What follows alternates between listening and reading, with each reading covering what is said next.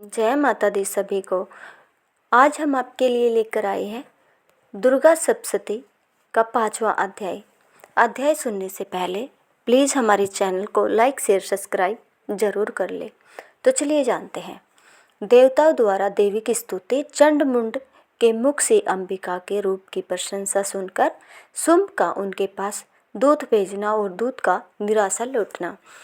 महर्षि मेधा ने कहा, पूर्व काल में शुंभ निशुंभ नामक असुरों ने अपने बल के मद से इंद्र का त्रिलोकी का राज्य और यज्ञों के भाग छीन लिए और वह दोनों इसी प्रकार सूर्य, चंद्रमा, धर्मराज और वरुण के अधिकार भी छीनकर स्वयं ही उनका उपयोग करने लगे।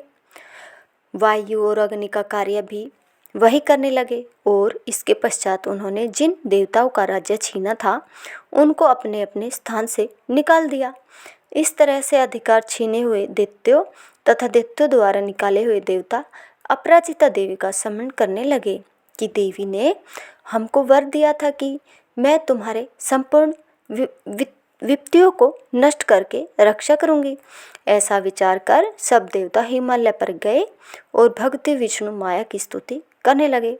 देवताओं ने कहा, देवी को नमस्कार है, शिव को नमस्कार है, प्रकृति और भद्रा को नमस्कार है। हम लोग रौद्र, नित्या और गौरी को नमस्कार करते हैं। ज्योत्सनामयी चंद्र रूपिणी व सुख रूपा देवी को निरंतर नमस्कार है। शरणागतों का कल्याण करने वाली वर्दी और सिद्धि रूपा देवी को हम बार बार नमस्कार करते हैं और नेर ऋतु राजाओं की लक्ष्मी तथा सर्वाणी को नमस्कार करते हैं। दुर्गा को ध्रुव स्थलों को पार करने वाली दुर्गा पारा को सारा सर्वकारिणी ख्याति कृष्ण और धूमर देवी को सदैव नमस्कार है। अत्यंत सौम्य तथा अत्यंत रौद्र रूपा को हम नमस्कार करते हैं। उन्होंने हमारा बारंबार प्रणाम है। जगत की आधारभूत करती देवी को बार बार नमस्कार करते हैं। जिस देवी को प्राणी मात्र विष्णु माया कहते हैं उसको नमस्कार है, उसको नमस्कार है, उसको नमस्कार है। जो देवी संपूर्ण प्राणियों में चेतना कहलाती है उसको नमस्कार है, उसको नमस्कार है, उसको नमस्कार है। जो देवी संपूर्ण प्राणियों में बुद्धि रूप से स्थित है उसको नमस्कार है, उसको नमस्कार है, उसको नमस्कार है। जो देवी सब प्राणियों में निद्रा रूप से विराजमान है उसको नमस्कार है, उसको नमस्कार है, उसको नमस्कार है। जो देवी संपूर्ण प्राणियों में सुधा रूप से विराजमान है उसको नमस्कार है, उसको नमस्कार है, उसको नमस्कार है। जो देवी संपूर्ण प्राणियों में छाया रूप से स्थित है उसको नमस्कार है, उसको नमस्कार है, उसको नमस्कार है। जो देवी सब प्राणियों में शक्ति रूप से स्थित है उसको नमस्कार है, उसको नमस्कार है, उसको नमस्कार है। जो देवी संपूर्ण प्राणियों में तर्षणा रूप से स्थित है उसको नमस्कार है, उसको नमस्कार है, उसको नमस्कार है। जो देवी सब प्राणियों में शांति रूप से स्थित है उसको नमस्कार है, उसको नमस्कार है, उसको नमस्कार है। जो देवी सब प्राणियों में जाति रूप से स्थित है उसको नमस्कार है, उसको नमस्कार है, उसको नमस्कार है। जो देवी सब प्राणियों में लज्जा रूप से स्थित है उसको नमस्कार है, उसको नमस्कार है, उसको नमस्कार है। जो देवी संपूर्ण प्राणियों में श्रद्धा रूप से स्थित है उसको नमस्कार है, उसको नमस्कार है, उसको नमस्कार है। जो देवी संपूर्ण प्राणियों में कांति रूप से स्थित है, जो देवी सब प्राणियों में लक्ष्मी रूप से स्थित है उसको नमस्कार है, उसको नमस्कार है, उसको नमस्कार है। जो देवी संपूर्ण प्राणियों में वर्ती रूप से स्थित है उसको नमस्कार है, उसको नमस्कार है, उसको नमस्कार है। जो देवी सब प्राणियों में समर्थी रूप से विराजमान है उसको नमस्कार है, उसको नमस्कार है, उसको नमस्कार है। जो देवी सब प्राणियों में दया रूप से स्थित है वह उसको नमस्कार है, उसको नमस्कार है। जो देवी सब प्राणियों में तुष्टि रूप से स्थित है उसको नमस्कार है, उसको नमस्कार है, उसको नमस्कार है। जो देवी संपूर्ण प्राणियों में मात्र रूप से स्थित है उसको नमस्कार है, उसको नमस्कार है, उसको नमस्कार है। जो देवी संपूर्ण प्राणियों में भ्रांति रूप से स्थित है उसको नमस्कार है, उसको नमस्कार है, उसको नमस्कार है। जो देवी संपूर्ण प्राणियों में नित्य व्याप्त रहती है उसको नमस्कार है, उसको नमस्कार है, उसको नमस्कार है। जो देवी चैतन्य रूप से इस संपूर्ण संसार को व्याप्त करके स्थित है उसको नमस्कार है, उसको नमस्कार है, उसको नमस्कार है। पूर्व काल में देवताओं ने अपने अभीष्ट फल पाने के लिए जिसकी स्तुति की है, उस देवराज इंद्र ने बहुत दिनों तक जिसका सेवन किया, वह कल्याण की साधना भूता ईश्वरी हमारा कल्याण और मंगल करे तथा सारी विपत्तियों को नष्ट कर डाले। असुरों के स्थायी हुए हम संपूर्ण देवता उस परमेश्वरी को इस समय नमस्कार करते हैं तथा जो भक्ति पूर्वक स्मरण किए जाने पर तुरंत ही सब विपत्तियों को नष्ट कर देती है, वह जगदम्बा इस समय भी हमारा मंगल करके हमारे समस्त विपत्तियों को दूर करे।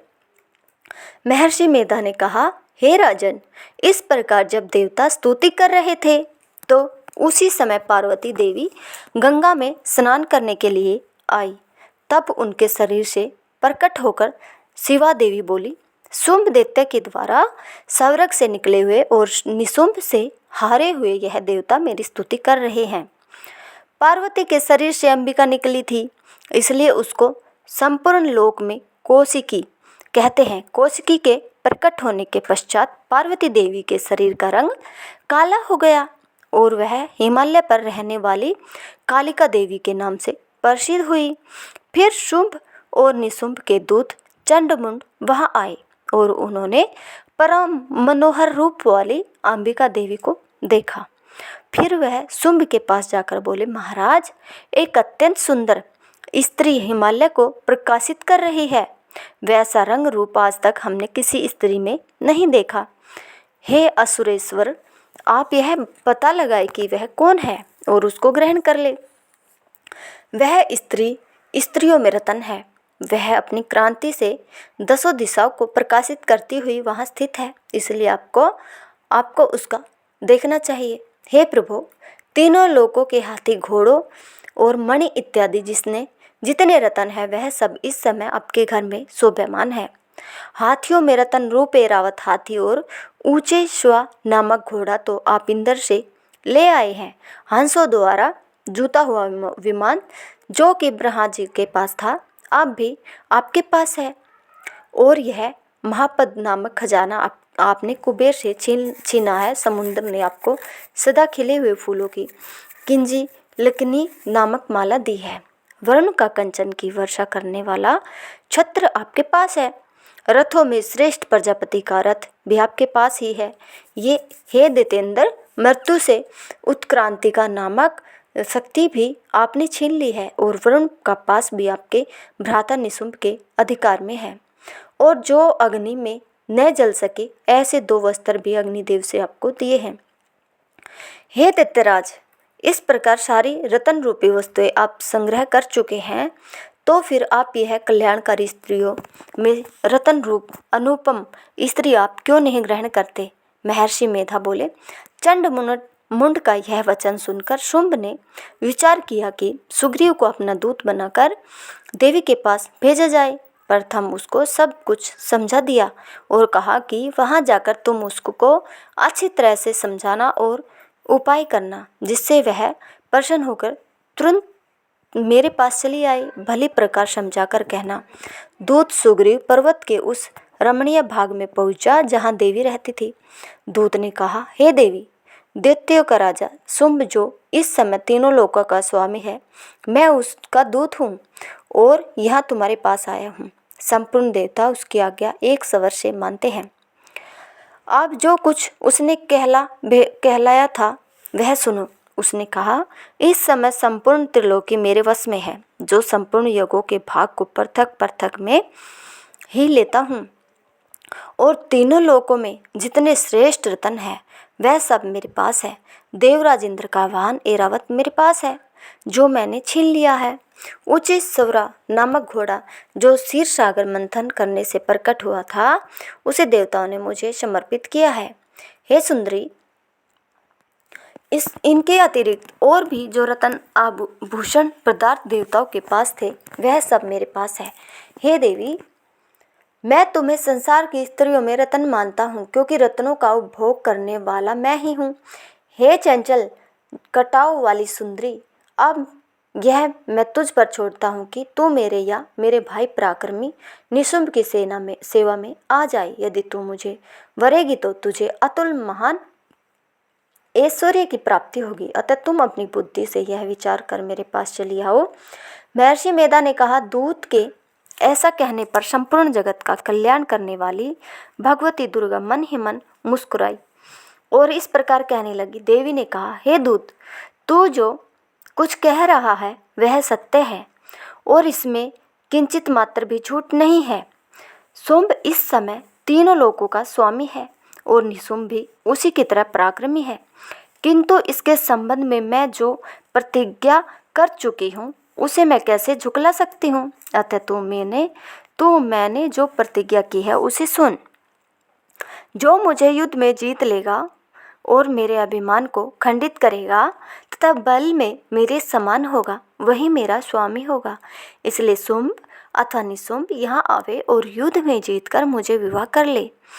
इसमें भला देर की क्या आवश्यकता है। दूत ने कहा, हे देवी, तुम अभिमान में भरी हुई हो, मेरे सामने तुम ऐसी बात न करो।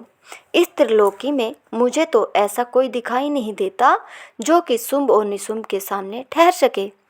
हे देवी, जब अन्य देवताओं में से कोई शुंभ व निशुंभ के समान युद्ध में ठहर नहीं सकता, तो तुम जैसी स्त्री उनके सामने रणभूमि में ठहर सकेगी। जिन शुंभ आदि असुरों के सामने इंद्र आदि देवता भी नहीं ठहर सके, तो फिर तुम अकेली स्त्री उनके सामने कैसे ठहर सकोगी। अतः तुम मेरा कहना मानकर उसके पास चली जाओ, नहीं तो जब वह तुम्हें केस पकड़कर घसीटते हुए ले जाएगा तो तुम्हारा गौरव नष्ट हो जाएगा। इसलिए मेरी बात मान लो। देवी ने कहा, जो कुछ तुमने कहा ठीक है। शुंभ और निशुंभ बड़े बलवान हैं, लेकिन मैं क्या कर सकती हूँ, क्योंकि मैं बिना विचारे प्रतिज्ञा कर चुकी हूँ। इसलिए तुम जाओ और मैंने जो कुछ भी कहा है वह सब आदरपूर्वक सुरेंद्र से कह दो। इसके पश्चात जो वह उचित समझे वह करे।